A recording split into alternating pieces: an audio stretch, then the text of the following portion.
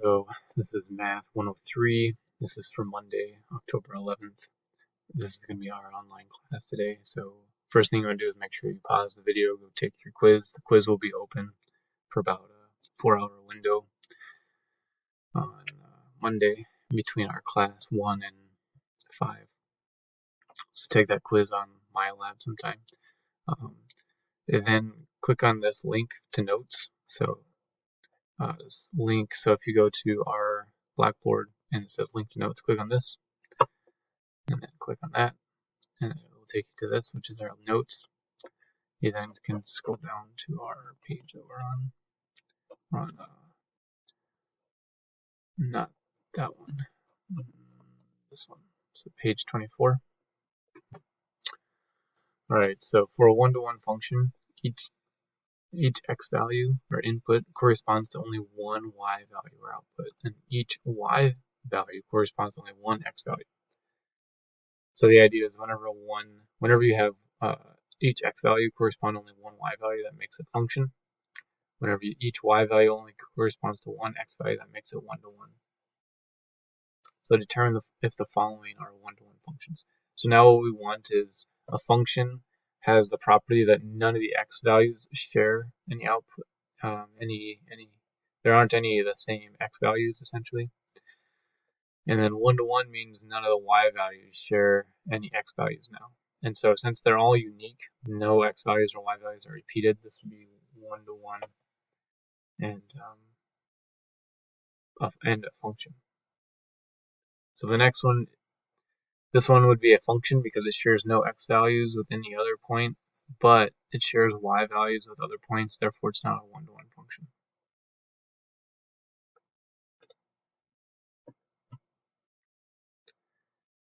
Horizontal line test. If every horizontal line test intersects the graph of if every horizontal line that intersects the graph of a function at most once, then the function is a one-to-one function. Essentially, if you can draw a straight line, so like this one, I can draw a straight line through it. That means since it's going through 2 points, the straight line horizontally,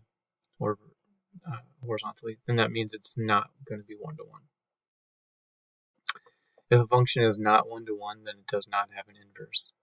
So that's what we're interested in, is having inverse functions. So if it's not a one-to-one, you can't have an inverse function. So to find the inverse function, we switch x's and y's, and then we solve for y. So let's do some examples.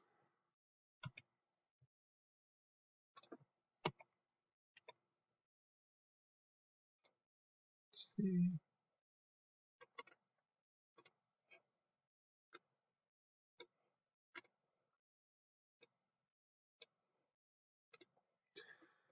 Lost my page 24.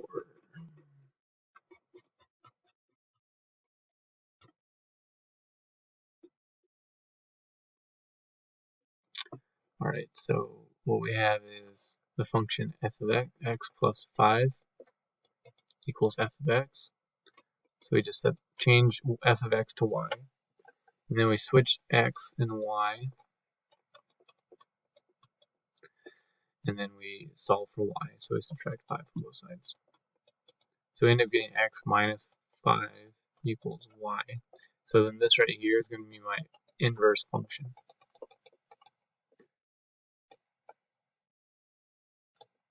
So it's kind of pretty straightforward. Let's do another one. So let's say you have 2x minus 7 equals g of x. First thing you do is change g of x into y. Rewrite the expression, switch x and y, so you get 2y minus 7 equals x. And then you want to solve for y. So we add 7 to both sides.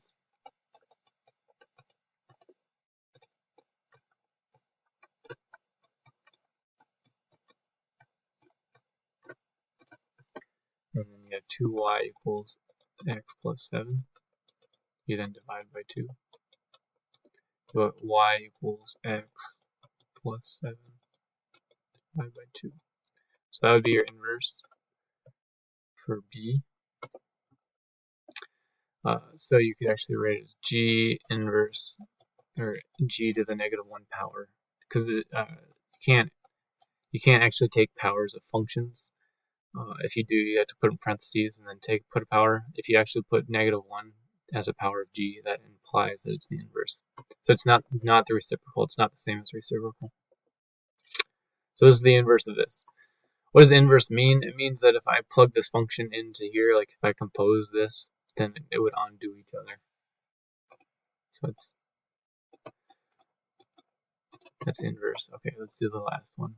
So what they do for the last one is they give me, or for C, they give you a bunch of points.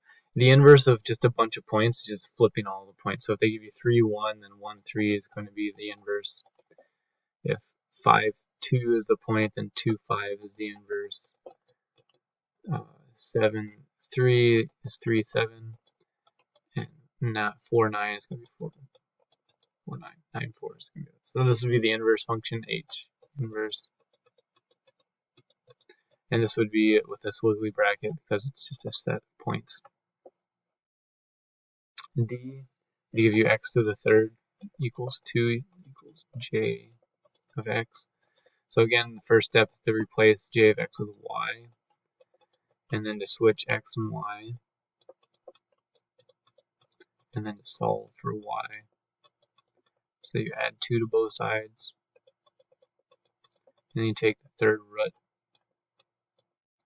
to get rid of that third power.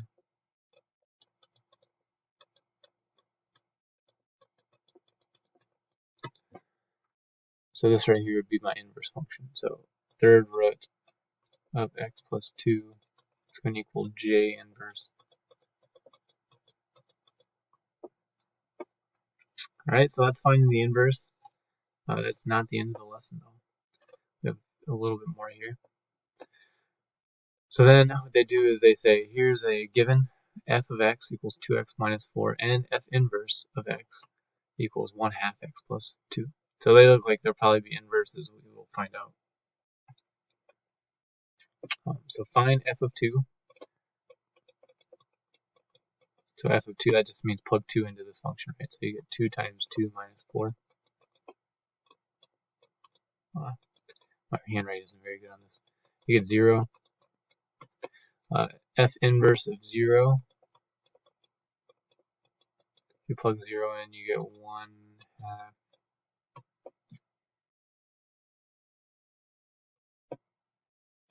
0 plus 2. That's just going to equal 2. Alright, so what hopefully you can see is that if you take this point, this input 2 and this output 0, that creates an ordered pair. If you then take this input 0 and this output 2, that creates an ordered pair. And these ordered pairs are exactly flipped. So the idea is, in this one you plug in a 2, you get output of 0. If you plug 0 into the inverse, the output's going to be this. So anyways, so we first find that. And then wants to graph the 2. So graph the 2. So we know a point on both of them. If you plug in 2, you're going to get 0. If you plug in 0, you're going to get 2. I guess if you plug in, let's say, 4, you get, looks like you get 8. Minus 4 is 4, so 4 and 4. And here, if you plug in 4, you get 4 plus 4, which is 4. So they both cross at that point right there. So this is f inverse. And that's f.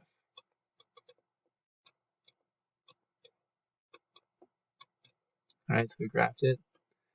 And now they want you to, so the idea is with this one, what you can notice is if you draw the line y equals x, it's not the straightest line, but you draw a line y equals x, you get this kind of mirror image across of an inverse function with its function. They create a mirror image across y equals x. Alright, and then the next one, C, find f of f inverse of 6. So if you do this a long way, you would take 6, plug it into F inverse. We want to find out what that equals. So F inverse of 6 is going to equal 6 times a half plus 2. So that's 3 plus 2, which is 5. So now this is the same as F of 5. If you plug in 5, you're going to get 5 times 2 minus 4, so 10 minus 4, which is 6. So if you notice, the thing that you plug in is the thing that pops out as the final answer. They undo each other. That's the inverse one. So rule, if AB is on the graph of F, then BA is on the graph of F inverse. Rule number 2, the graphs of F and F inverse are symmetric with the line y equals x. Rule number 3, if you compose two functions that are inverses of x, the output will always be x. So given the graph of F, sketch F inverse. And so what you do if they give you a question like that, if you get a question like that, you essentially always want to say, okay, the points that they give me are, you just write those down. -3, 1, 0, 2. So the inverse function, you just switch the x and y values.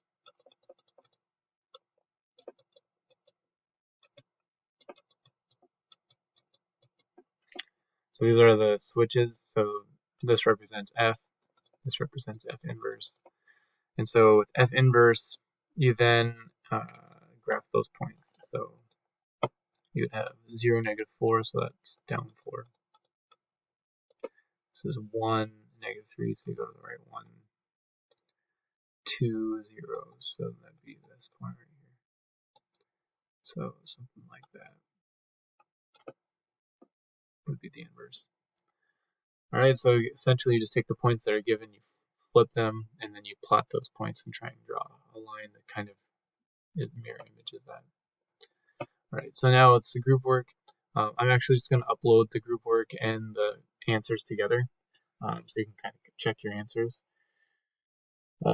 Anything you get stuck on, we'll go over before class on Wednesday.